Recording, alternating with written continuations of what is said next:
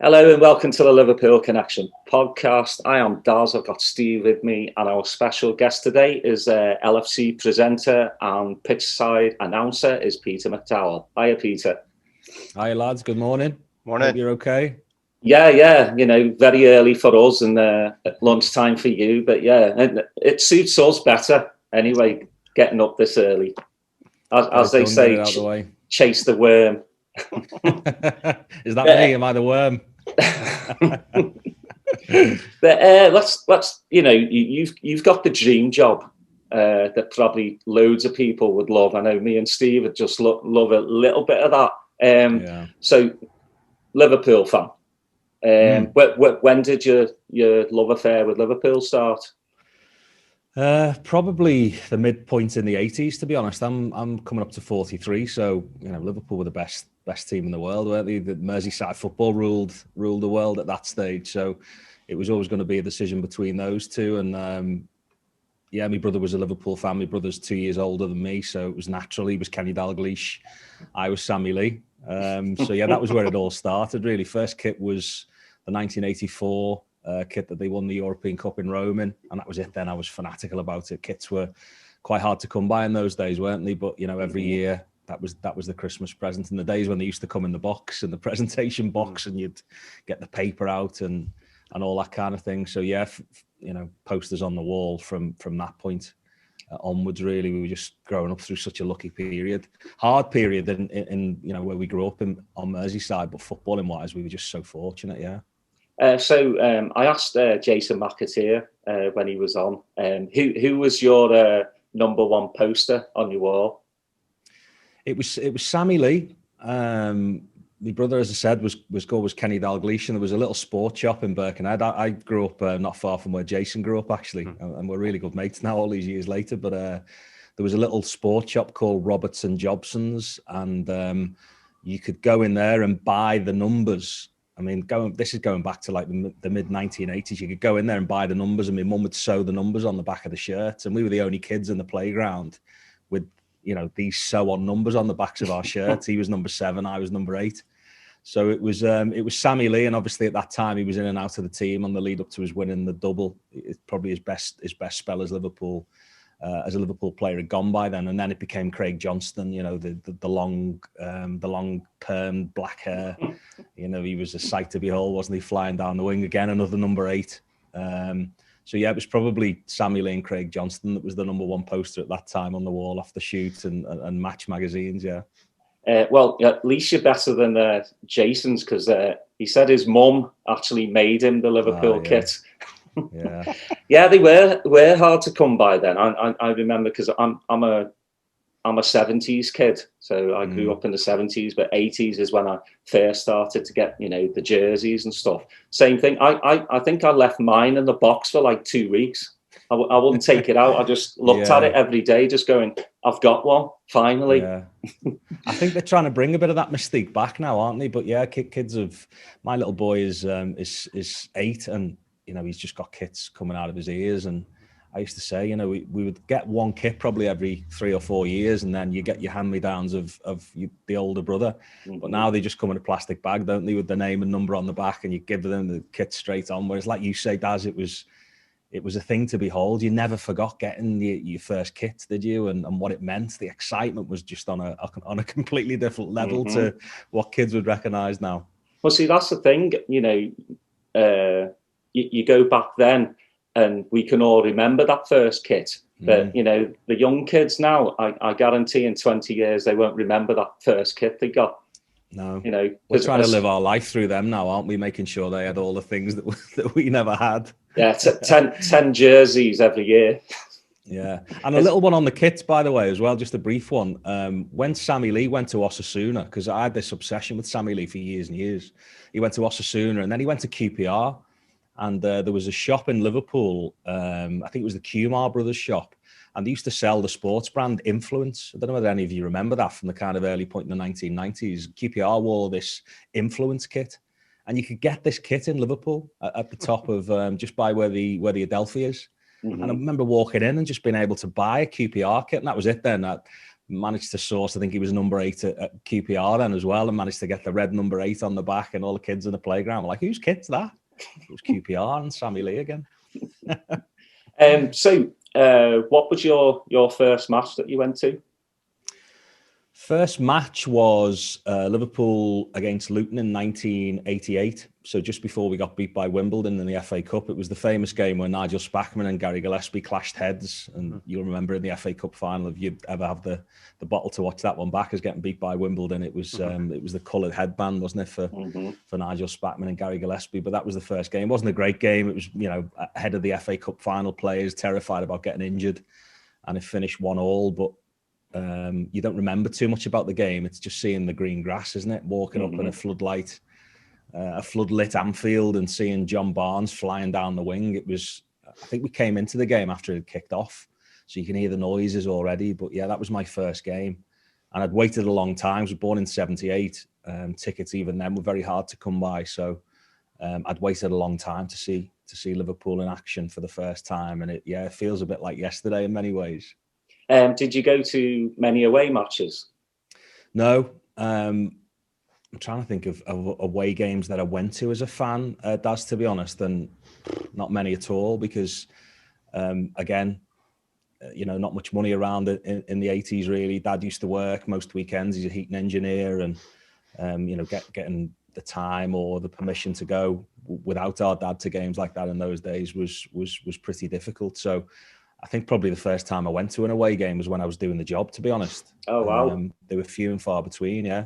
And now still, and people quite rightly say it's the best job in the world that I have, but still at times I think I'd love to experience an away day as a fan, and I must do that, when fans come back, just stand there with the fans and just experience what they experience, because they're really lucky as well as me on the flip side, because those away ends, when you sat there as a journalist in a suit with a tie on, you just want to get in there and get involved in it, Have a pint with the fans.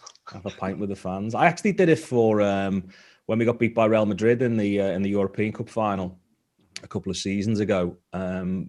Obviously, the demand for press tickets for those is astronomical. So we had certain people that had to be sat with a physical desk in front of them, and because all of our stuff was done before the game, half time and full time, we didn't need a desk.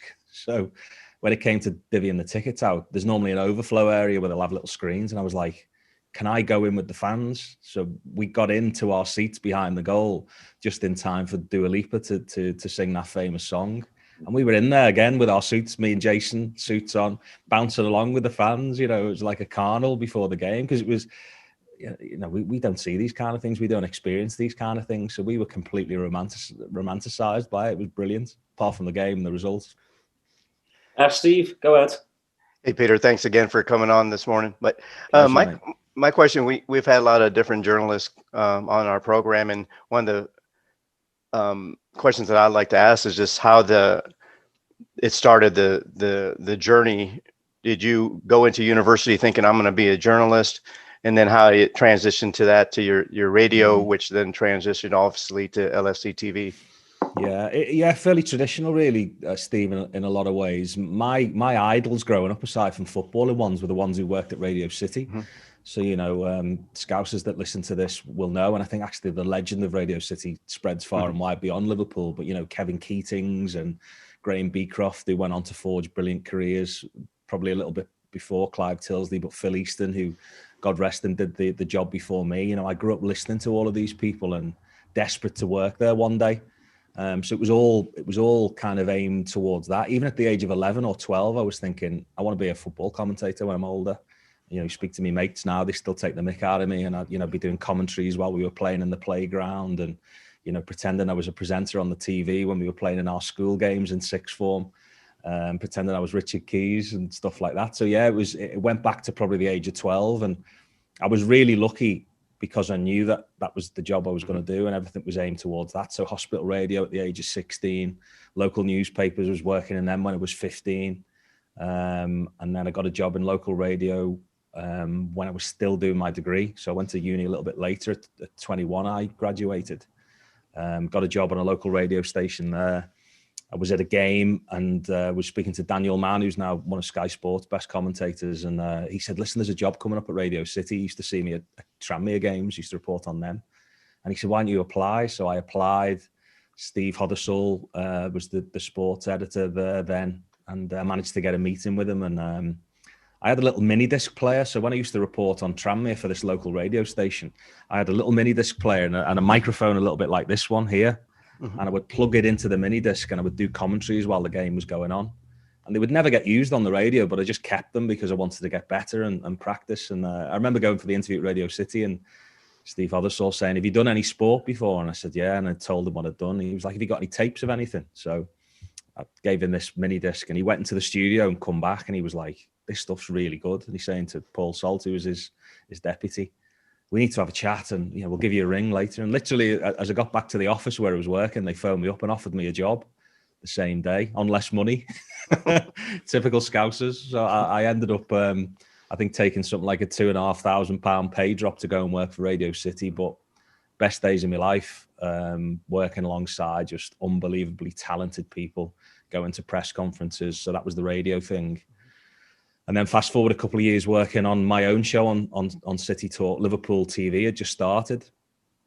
And I got a phone call from a guy called Paul Rogers, who ended up, you know, running LFC TV and then went on to work at Roma.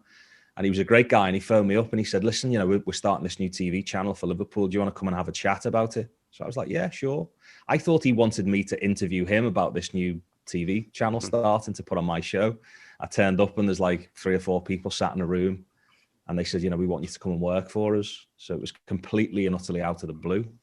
And yeah, kind of fast forward 10, 11 years later, still here. And I've been to a few different places in between. I left a couple of times and came back. But yeah, this is the job that didn't exist all of those years ago when I was 12. And had it existed when I was 12, I'd have been desperate to do it. I'd have been desperate to end up this person that, you know, gets the chance to go to all of the games and interview the players. You know, I read somewhere that I think Jan Molby was one of your first partners. Yeah. And, you know, I was fortunate enough to have met him in Liverpool, played in a supporters match with him, and he just seems to come off as a genuinely nice guy. And I know you guys have had a long history now together. Yeah, he's Fabian. He was actually the first guy I did a football commentary with on Radio City. That was a massive thing for me, you know, to get the chance to commentate on Liverpool against Southampton and whatever the League Cup was in that year. Would have been like 2004, maybe something like that. And Jan was alongside me, and I didn't tell him I'd never done a live live radio commentary before, because I thought, you know, he's so cool, Jan, isn't he? You don't really want to put him on edge. And I told him afterwards, I went, that's the first one I've ever done. He was like, you did really well. And then when LFC TV started, he was the first live guest in the studio. And before I started, he went, have you ever done any TV before? And I said, never. Literally, as the credits were rolling, he was like, another first. And obviously that went quite well as well. But yeah, Jan's one of the best ones, Steve, to be honest. Like you say, you've met him. He's just coolness personified. And you could sit and listen to him talk about football and footballers all day. He's just brilliant. You know, I wanted to reminisce a little bit because you started LFC TV in 2007, if I'm not mistaken, right? Yeah, 2008, yeah. Yeah, so 2005, obviously, Istanbul, you weren't working for for LFC at that point. I'm fast forwarding to a time probably as a Liverpool fan is one of my best nights I've ever had with regarding the team is that you had that reunion in 2015 at the Echo Center. Yeah. And I know you hosted that. And I remember being there and had some VIP tickets. So I got to meet all the legends and all the players from that team, you know, up in the room. And that atmosphere in that arena was just something special. And I could imagine, you know, you having been growing up with the team and then, you know, just being around that, and you're kind of living in the moment too. It seemed like you're having such a great time up there on that stage. Yeah. Oh, it was brilliant, mate. Honestly, just you mentioning it then gave me goosebumps, to be honest, because it's one of the most terrifying things I've ever done as well. You know, a live 10,000 people in an arena celebrating a 10-year anniversary of Liverpool winning the Champions League. Even thinking about it now, and I'm probably a bit more experienced than doing those kind of things now, it's terrifying, really. You know, how do you control 10,000 people that want to turn up and have a party with the flags and everything else? And essentially, it was a stage show. It was people on a stage talking about football. It shouldn't really work, should it? No. You know, we had most of the squad there, and it was actually Jamie Carragher's dad's idea in the first place, and he came up with this idea of let's do a reunion. And with the pull that Jamie had, he was like, we'll be able to get everybody there. And it was just a fantastic celebration, wasn't it? Everybody just in one place having a party. And it's funny, really, because all of those, I remember a lot of those things that we used to do. I used to start by saying nostalgia's never been more popular because we were going through such a tough time. You know, 2015 was the start of this incredible journey that we've been on and continue to be on. But at the time, it was we'd been through a bit of a struggle, hadn't we? So everybody loved talking about the old days because there was nothing really to look forward to. So yeah, a relative short time ago, but so much has changed in that time. But yeah, having my family there and having friends there, and people were watching via a link all over the world. So in reality, tens of thousands of people watching. And it was just a really fun event. But I had nightmares about it for years afterwards of the things that could have gone wrong. And, trying to get control of an audience of 10,000 people. But yeah, an incredible night, that. Really brilliant it was. Did you realize before then that Jersey Dodec, it just has some kind of imbalance? Yeah, it's... the thing I noticed about that really was that football, they often say you're like ships in the night. So... a lot of these lads have not been together since, and they only really come together to celebrate it if they're being asked to come and talk about it. But these guys are going to be in touch for the rest of their lives because of what they achieved that night. And so many different stories that come out that you'd not heard before. Like Vladimir Smites is one of the most quiet, unassuming people in that squad, and he'd basically been frozen out by Rafa all the way along, and ended up coming on, having such a seismic impact on the game and the event. I remember saying to him, what did you do after the game? Because you presume that they all go and have a party, but Carragher often says you're just too tired, and you do party, but the emotional adrenaline pumping through your body, you just feel as though you can't get drunk, or if you go to bed you can't sleep, you're just overtired. And Vladdy just went, there was a beach around the corner, he said, from where the hotel was. And he said, I just went down the beach and there was a little bar down there, and I bought a cigar and sat on the beach and just smoked this cigar and had a beer. And I was thinking, what a cool way to end what was probably the best night of your life, the most unpredictable night of your life. But that's Vladdy. Yeah. One of the things I remember about that night as well is that you had a bunch of the older legends that had returned. Yeah. And they were so happy for that, even though this is still 10 years after, they were still so happy for that team to kind of have this common bond from the 80s, right? And you just see the pride that they had. And I would think that it's almost similar to, having won the title last year with all that, those teams from back in the 80s too, having won the title. Now they have that common ground. Yeah, without a doubt. And I think Peter Moore needs to take a lot of credit for that. And obviously that was after when Peter Moore came, but because he had such an appreciation of the history. Billy Hogan as well, two guys who really appreciate what the ex-players bring. And I think they felt a little bit frozen out for years before that.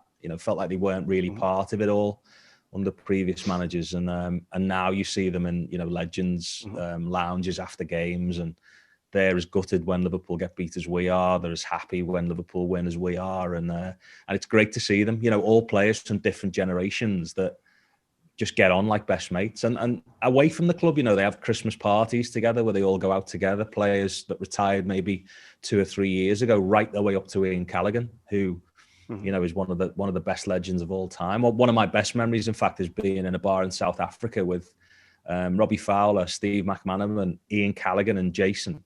And Ian Callaghan's buying Robbie and Steve McManaman and Jason Jaeger bombs at 2:00 in the morning. You're thinking, what other club would that happen at? A 70-odd-year-old fella with young lads who just love each other and just got this mutual respect for each other. I love that. Yeah. We've been fortunate as the president of the Supporters Club here in Austin. We've had legends every year for the last 10 years. We've had, John Barnes here and Rodney Whelan and Bruce Grobbelaar. And it seems like, is that a newer phenomenon that these players started doing this ambassadorial role? Was that not a common thing prior to, like, say, 10 years ago?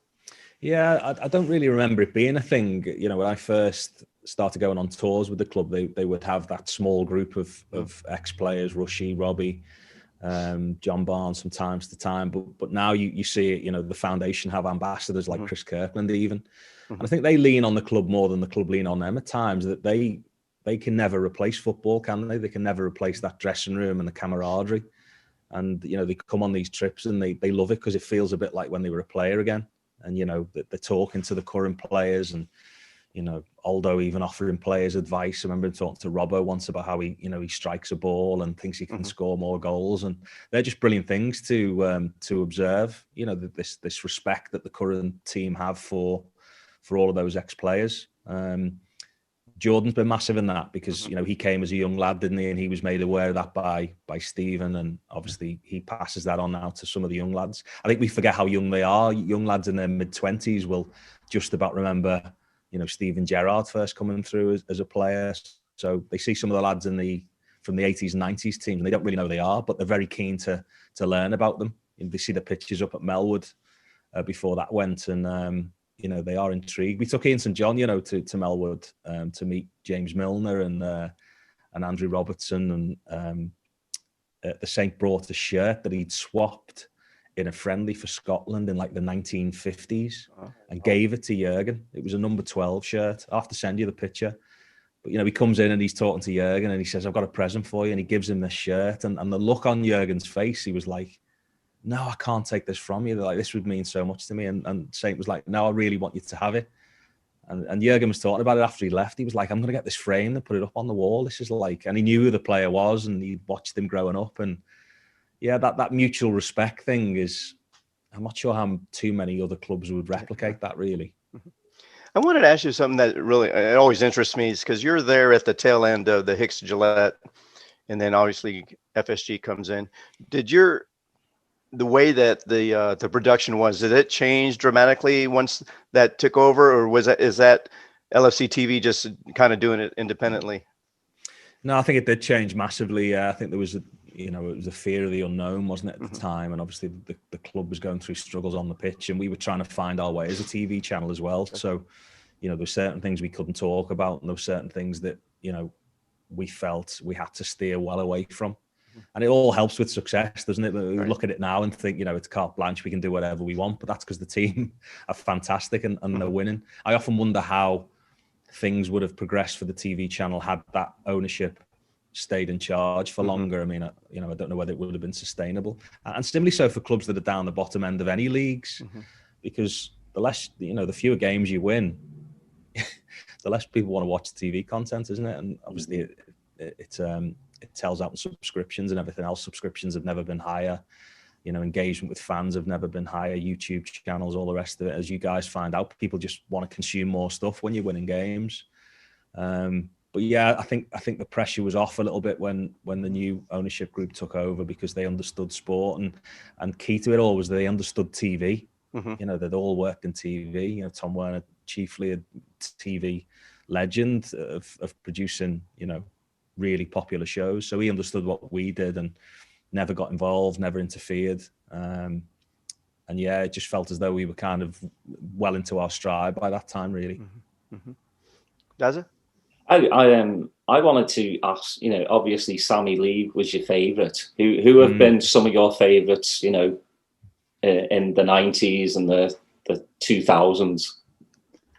All the obvious ones, really, Daz. You know, Aldo was a big favourite of mine because I grew up on the Wirral. So when I was saying to you before, we couldn't go to Liverpool games. We used to go and watch Tranmere. So he'd signed for Tranmere in '92. Obviously, then went on to become manager. And when my career started, I was reporting on Tranmere for a radio station, and it was kind of seamless. I grew up watching Aldo, loved him as a player, just loved the needle he had about him, loved the way he used to love scrapping with centre-backs and the amount of scruffy goals he would score. He just felt like a player that we could all aspire to be, but just had this born ability to score loads of goals. I remember the first year he signed for Tranmere. You guys might remember this as well, 1992. He scored 41 league goals in the Championship. And you know, the Premier League teams trying to buy him then. Aston Villa tried to buy him, and Johnny King, the manager of Tranmere, wouldn't sell him.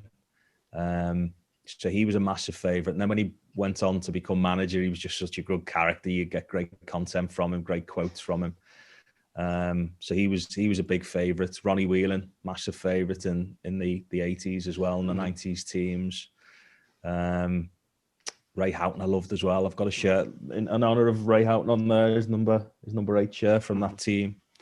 And then, yeah, the 2000s teams, the obvious ones, the local heroes, Stevie and Cara, I used to love.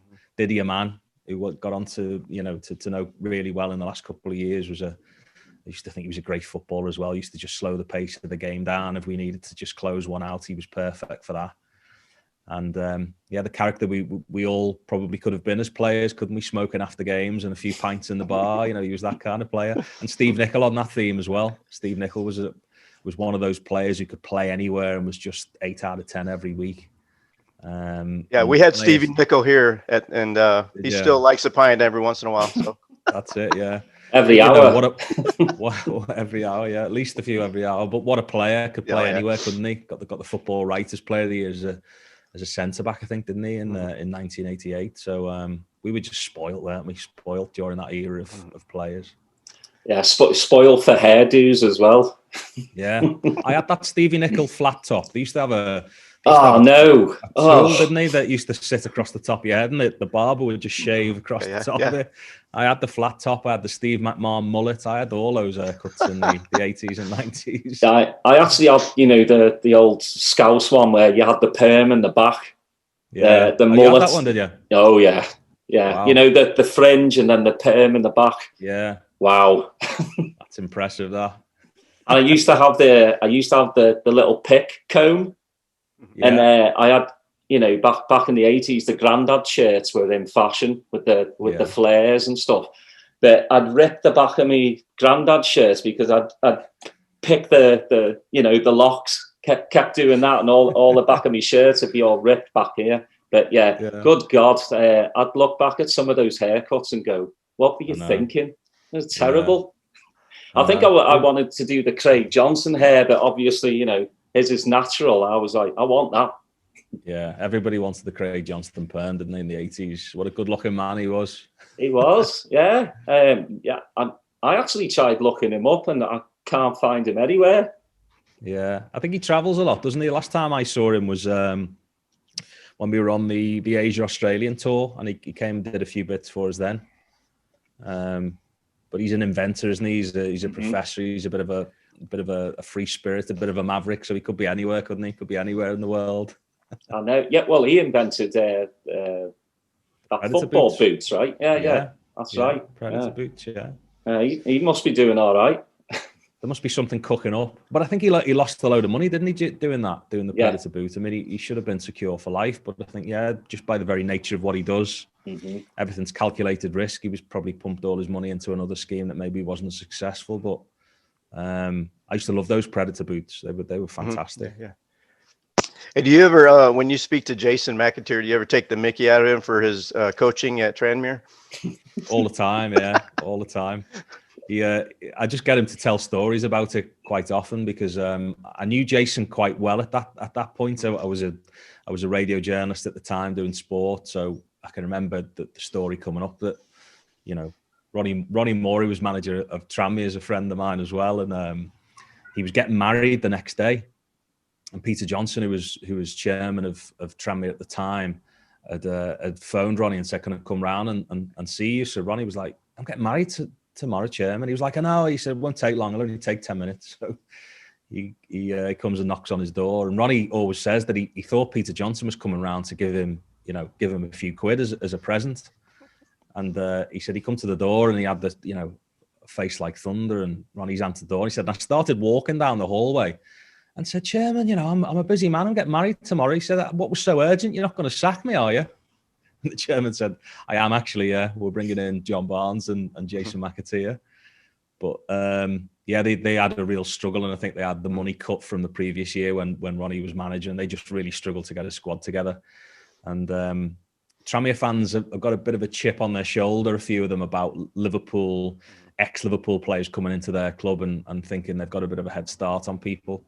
It was a bit of a peculiar situation. So I always felt that they didn't really get maybe as good a chance as other managers from outside the area would have got.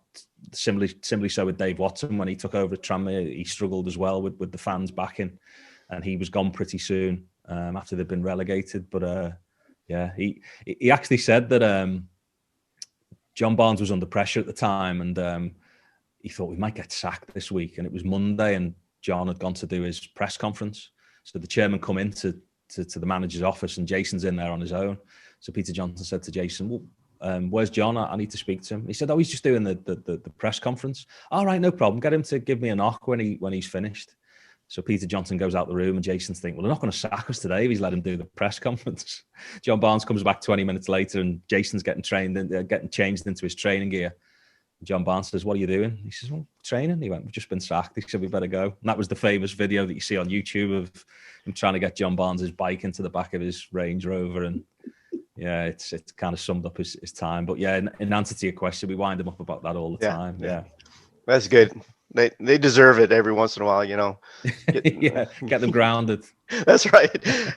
Hey, you had a lot of interviews on your show. Did any stick out that been, hey, I'm so happy I was able to interview this, or that went spectacularly well, got some information that the viewers may not have known?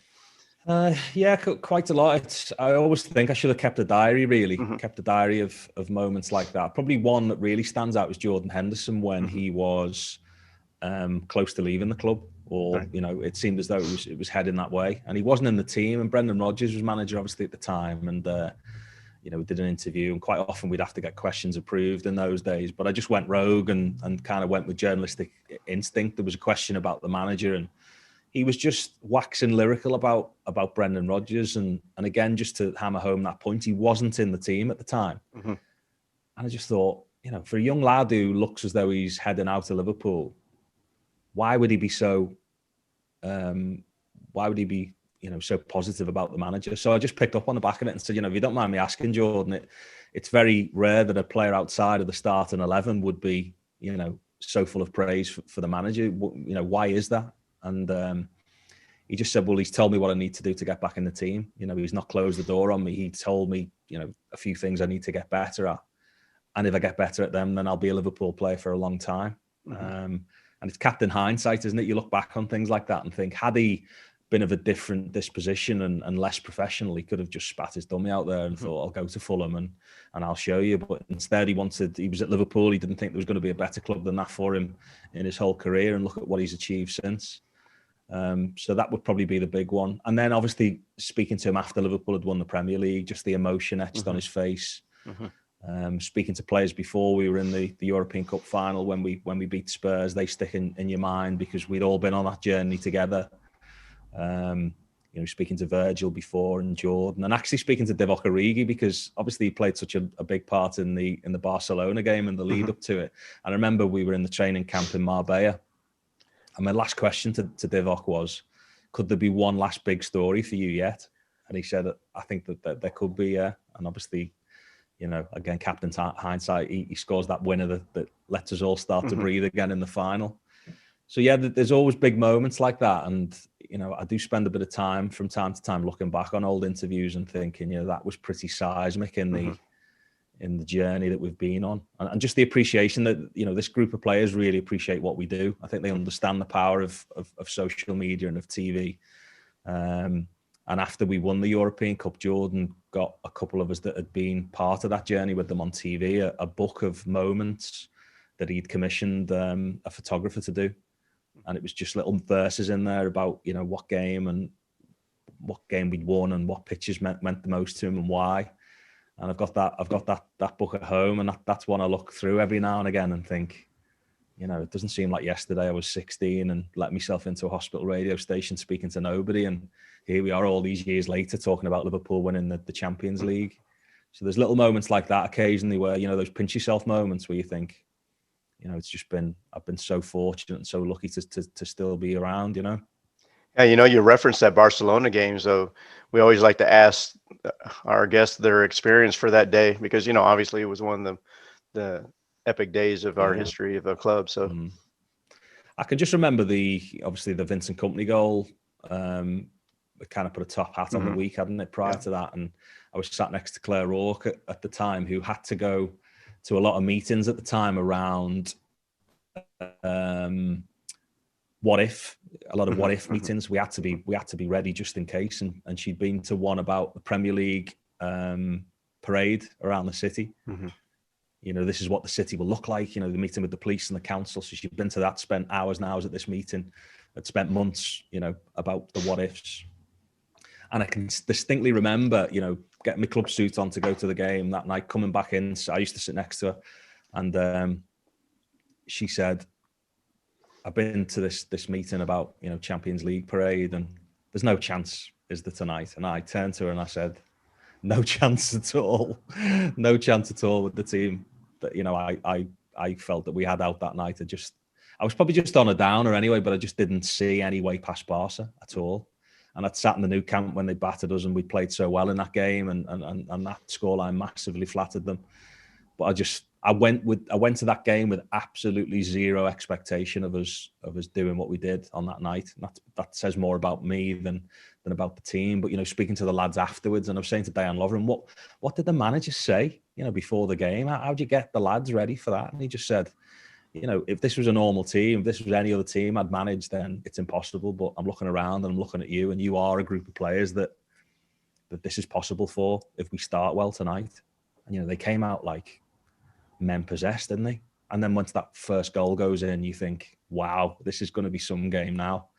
And yeah, just memories of spilling down the steps. I wasn't sat in my normal seat because, you know, for these big games, quite often we'll get bumped out of our seats because, you know, of the demand for external media and rights holders. So I was actually sat right at the back of the press box. And yeah, just memories of like stage diving onto all the lads who worked for Liverpool, you know, all the lads that worked for the website, like James Carroll, who we travel all over the world together. And just, yeah, it was just chaos. It was like a pop concert in there when the goals were flying in. And then we were all together again that night. We'd all kind of abandoned our cars somewhere and ended up in the hotel next to the ground. And I didn't drink. I did a Bob Paisley moment. I love a pint, and I love to be together with all the people from work and have a good drink. But I thought, do you know what I'm going to do? I'm going to leave my car in the car park underneath the building, and I'm just going to drink lemonade and just enjoy this moment and try and remember it. And I ended up staying in this hotel till maybe 3-4 in the morning, going home, just getting on the couch and going to sleep for a couple of hours, and then taking my little boy to school the next day, and just enjoyed seeing all the parents and all the Liverpool fans who were like, well, I didn't expect to see you this morning. I was like, I didn't even drink. I just wanted to remember it. But yeah, just, I don't know. I don't think I possess the superlatives to explain just what a special night that was, really. And the noise and the emotion, just yeah, everybody was in tears. And actually, probably the strongest memory of that night, you know, is as Club TV, like I said before, you often get bumped out of your seats for the big rights holders. We just took a chance, and Ricky Mee is one of our camera men who you'll see on lots of pictures around the training ground. He's like a proper scouser, so you know he kind of bends rules and things like that. And he went, the players' canteen's there. We should be stood down there, but let's wait outside the canteen, and then every player's got to walk past us to get out. So as you can imagine, afterwards every single player stopped to talk to us. But as we were talking to, I think it might have been Diane Lovren, he just finished his interview, and I just caught Philippe Coutinho walking down the path, and he's in tears. He's still visibly really, really upset. And he spotted us in the corner, and he came over and gave us a hug, and he was crying. He said, good luck in the final. 2 minutes later, Luis Suarez, exactly the same, come over, spotted us, good luck in the final. And, you know, devastated, probably the worst night of their footballing lives. And I thought, this is a football club that touches you forever, isn't it? And although they've been complicit in probably ruining your life as a footballer in the last few hours, they still had time for all of those people that they recognised on the way up and on the way out of the club. I thought that was class, that from Philippe and from Luis Suarez. I think you see that long-term love affair with the club, because you know when you have these charity matches, the Legends matches, you know, and they're traveling around, you see a lot of those ex-players are coming back after years of being away from the club, and they're just have that affinity, and it seems like it really has taken a life of its own, you know, especially in the last 10 years. I don't think they really appreciate until they go how big the club is and how much it matters to people. I do firmly believe that. We have a lot of players that come back now in those Legends games, to be honest, Steve, and they were a pain in the neck when they were players here. You know, they would just be awkward in interviews. They would avoid you, avoid you like the plague at times. And, you get to share a pint with them now and you say, why were you the way you were when you were a player? And they say, you just get caught up in the moment. You're just so intense and under so much pressure that the last thing you want to do is come out and talk about a game or, talk about an incident in a game or what games are up and coming. You just want to, zone in on what you've got to do. But when you leave, nothing ever compares. No club ever compares to the feeling you got running out at Anfield. And you see that when they come back, they're like completely different characters. Gerard Houllier was one, God rest him. He was quite often a nightmare to deal with as a journalist, and he would think nothing about pulling you out in front of people. And in the school, he was a school teacher, wasn't he? So like a school teacher would, when you hadn't done your homework or you'd ask a question that he wasn't keen on, he would think nothing of trying to embarrass you in front of the class. That was in him. So when I met him then after he'd left Liverpool and he was coming back with the Legends games, I was always very wary of him. And he, without Liverpool and without the pressure of that job, was the nicest man you could ever meet in your life. And the players talk about it. You talk to Stevie or you speak to Carrer about Gerard Houllier. They absolutely adored him because he was everything to them. Whereas as a journalist, you had to be really careful about how you phrased the question or what you said in the phone because he'd be on you the next time he saw you. Even some of the players that had really limited exposure to the first team. I'm thinking of Neil Mellor, where, I played against him in the match and I was like, man, you're like 22 years old. What are you doing playing here with us? But just to see him, stay around the club and then obviously has parlayed that into, the TV show and he just seems to get better and better every time he's on, and it's just, it really warms my heart because I know obviously you guys are growing up from there, anything to do with the club, we'd love to do it. Right. That's why we kind of created this podcast because we want to stay in touch, as much as possible. But it's fun to see somebody local like that, just sticking around the club and being a part of it. And he's you talked about ambassadors before. He's another of those unofficial ambassadors. People don't see what goes on. We'll come to academy games when there's nobody there, and he'll be pulling players aside and giving them bits of advice about their social media. Even he's not paid or he's not asked to do that, but I've seen him in the past. He's spoken to players about things they put on social media, and he'll be saying, "Just be careful. The fans don't like to see that." And I think that's probably had a big impact on that player for the rest of their career then. Right. And they all appreciate that. You go up to the academy and Alex Inglethorpe is just an incredible operator and leans on Steve Highway. And if ever you take an ex-player to the academy, Alex is over or Steve Highway's over and said, bring him over. I want to have a cup of tea with him. They're really interested in these players after they leave Liverpool. And some of them have never played for the first team, Steve. A lot of them have, come through maybe they're under 23s as far as they get, but they still go back to the academy for support. If they want to start the coaching journey, they'll help them on that. They'll help them with stuff that they're struggling with in life. You never ever go to the academy before it became the first team training ground as well and don't see an ex-player there that's been through that system. The care that they offer the lads beyond that Liverpool career is to be admired, really. Peter, before we go, we've had Mark McVeigh on as a guest. Absolutely amazing man. How did you get for the Owen McVeigh Foundation? It was quite a tragic story, really, because I was actually doing an event for a mate of mine who's a football agent, Neil Sang, and he asked me to come along and do a night with a couple of ex-players. It was slow down for Bobby. It was a young kid who had tragically been knocked down by outside his home and died. And Mark just come up to me on the night. He was there as a guest, and I think I'm right in saying that he was a next door neighbour or Bobby's parents had lived a couple of doors down from him. And Owen had not long died at the time, and he said, "I'm starting this charity, and I've just watched you, do the stuff with the lads. Would you come down and do a night for us?" And I said, "Of course I would." And it was at Owen's school. And do you know what? A lot of these events that you do, fundraisers and stuff like that, they can be really difficult because the parents who will put on events and they've not really got an idea as to how they should do it or how they should time it, who they should invite. And Mark and Joe just got it spot on. you will go to a lot of events, nothing to do with you know, with tragedy. Sometimes they're just fundraisers for football clubs or whatever, and they'll place everything on an auction. So they'll be like, we've got to raise as much money as possible. You know, we need to raise this, that, and the other. And Mark just come up to me at the start of this night, and he said, I'm not bothered about raising any money. He said, but we've got loads of prizes that I want to give away tonight. And he said, you know, people can buy a raffle ticket for £1 if they want. If they don't want to, doesn't matter. He said, everybody in this room has had an impact on mine and Joe's life, you know, and this is just, we want them to come here, have a night out and celebrate being our friends, if you like, and what they've done for us. We want them to just have a good time. And just the fact that it was at Owen's school, the fact that all the people there were just brilliant. I just got a really like warm feeling when I left, that I felt I'm going to be mates with this fella for life, I think. And I'm just made up that they came into my life, and I feel like I knew Owen just from having a couple of cups of tea with Mark and Joe.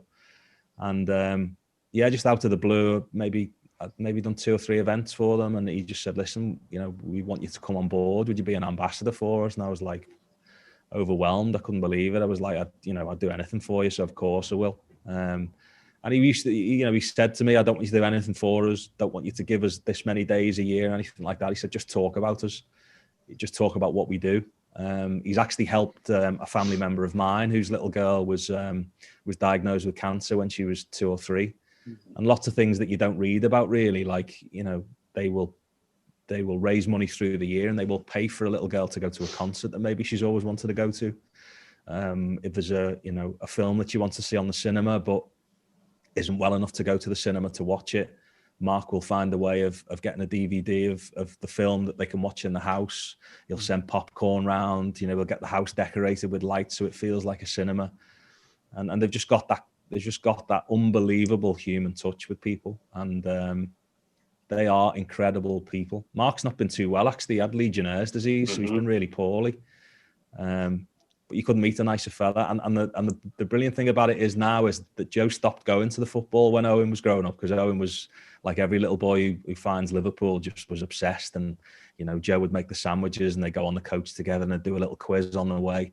And sadly, when Owen passed away, it took a long time for Joe to like football again. But all of these years later now, Joe and Mark go to the games together.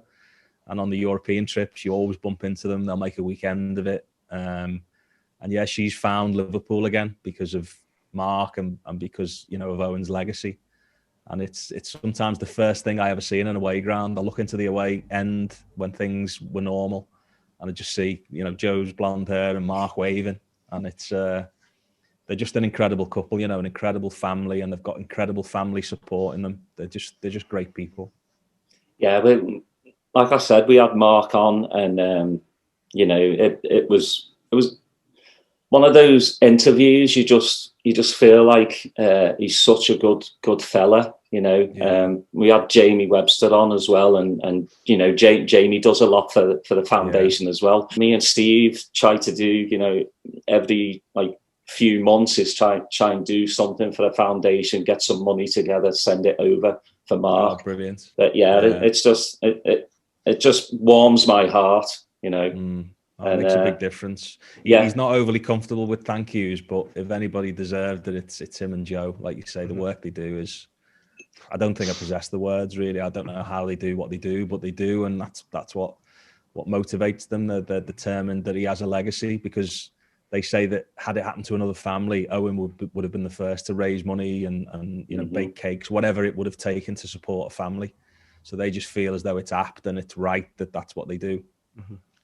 You know, Peter, speaking of thank you, you know, on behalf of all the Red supporters out here, you know, we thank you for bringing just your professionalism, you know, your enthusiasm every week on your show. And we just really appreciate you, you know, keeping it, just, I don't know, we just living vicariously through you, and it's hard to put into words sometimes, but you know, every time I see you on TV, it's like, yeah, this is going to be fun. So we really appreciate all the efforts on it. You make it look easy, but we know it's not. So. Oh, no, I really appreciate that. And that's probably the big thing for the job. And when my little boy was a little bit smaller, maybe 5 or 6, and you'd be walking through town and occasionally someone would stop you and he'd say, why do people want to talk to you all the time? And I was trying to rationalize it, and I was saying, it's because they're in love with Liverpool Football Club, and you know, I'm probably quite close to things, and they just want to talk about what it's like to do that job. And that's the big thing, really. And people often say, you know, what's it like when you get stopped, or people want to speak to you? Or I say it's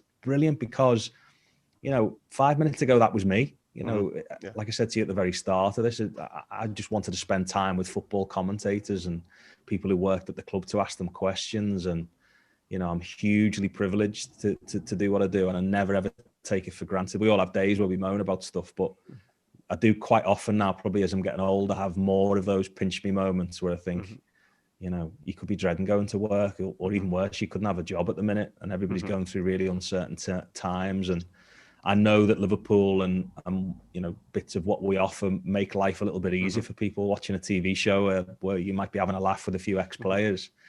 Makes people's lives a bit easier for maybe an hour or 40 minutes. And we never underestimate that, lads. We never underestimate what we do sometimes can make a difference to people's lives. And going to games at the moment, I think that's really important. You know, I know that I'm really lucky to be going to games, but it's not the same. It's not the same without the fans. It's not the same without all these people you've never met before in your life being stood behind you to your left and your right-hand side and cheering the players' names when they're read out. It feels really lonely at the minute. And I think that's what we're all clinging on to, isn't it? That hope that soon we can all be together again and we can all get the Reds going again. Well, hopefully you'll come back on and give us stories on all the jerseys behind you. Yeah, I mean, very, very quickly, Jason's shirt's up there, actually. That's a shirt that he got from the '94 World Cup over in your corner of the globe. But yeah, just little shirts that mean a little bit to me. And Joe Gomez's shirt's up, Stevie's shirt's up. I actually had a Virgil van Dijk shirt, but that's been stolen by my little boy. That's on his wall now because he's obsessed with Virgil, like all little boys are. Yeah. But yeah, this is just the man cave. This is just somewhere where I've got a treadmill and a telly, and obviously it's where we film a lot of TV shows now. And when the remote world is over with, it's going to be a bar. I think I'm going to spend a bit of time in here. And all right, we're ready for that. Drinks with fans. So yeah, when you're next over, boys, you're all invited. Nice. Well, we really appreciate you spending a bit of time with us and talking about your career in Liverpool. So it's been a privilege to have you on. Oh no, my pleasure, boys. Honestly, I've really enjoyed it. Really enjoyed coming on. Thanks, Peter. Cheers.